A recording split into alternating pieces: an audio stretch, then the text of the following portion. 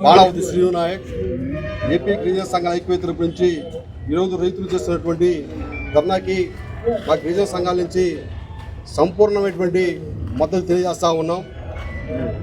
నల్లబర్లి పొగాకు సంబంధించినటువంటి విదేశాల్లో ఎక్కువ ధరలు ఉన్నాయని చెప్పేసి ఒక పక్క శాస్త్రవేత్తలు కావచ్చు, ఈ రాష్ట్రంలో ఉన్నటువంటి రాజకీయ పార్టీ నేతలందరూ చెప్తున్నప్పటికీ ఈ రాష్ట్రంలో ఉన్నటువంటి కంపెనీలన్నీ కుమ్మక్కయ్యి కింటా వచ్చేసి 3,000కి ఇస్తారా 4,000కి ఇస్తారా అని చెప్పేసి బేరసాల జరపడం చాలా దుర్మార్గమైనటువంటి చర్య. ఈరోజు రాష్ట్ర ముఖ్యమంత్రి నారా చంద్రబాబు నాయుడు ఈ విషయం మీద జోక్యం చేసుకోవాలని చెప్పేసి గిరిజన సంఘాల నుంచి మేము తెలియజేస్తూ ఉన్నాం. సాక్షాత్తు స్థానిక శాసనసభ్యులు ప్రత్తిపాటి పుల్లారావు గారు నల్లబర్లి పొగాకు సంబంధించినటువంటి పొలాన్ని రైతుల కన్నీళ్ళు వస్తూ ఉన్నాయి, రైతులను ఆదుకోవాలని చెప్పేసి ఆ రోజు అసెంబ్లీ సాక్షిగా ప్రత్తిపాటి పుల్లారావు గారు ఆ రోజు తెలియజేయడం జరిగింది.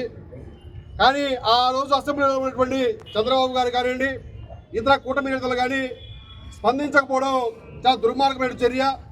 అసెంబ్లీ సాక్షిగా ఈ ప్రాంతవాసిగా నల్లబర్లి పొగాకు సంబంధించిన రైతులను ఆదుకోవాలి. 23-24 సంవత్సరాలకి సుమారు 12,006 కోట్ల రూపాయలు లాభాలు వచ్చినాయి. నల్లబర్లికి విదేశాల్లో లాభం ఎక్కువగా ఉన్నాయి. దీని మీద ఆలోచన చేయాలని చెప్పినా చంద్రబాబు పట్టించుకోకపోవడం దుర్మార్గం.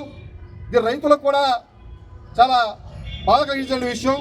కాబట్టి తక్షణమే నారా చంద్రబాబు నాయుడు దీని మీద జోక్యం చేసుకొని రైతులను ఆదుకోవాలని చెప్పేసి గిరిజన సంఘాల తరపు నుంచి మేము డిమాండ్ చేస్తూ ఉన్నాం.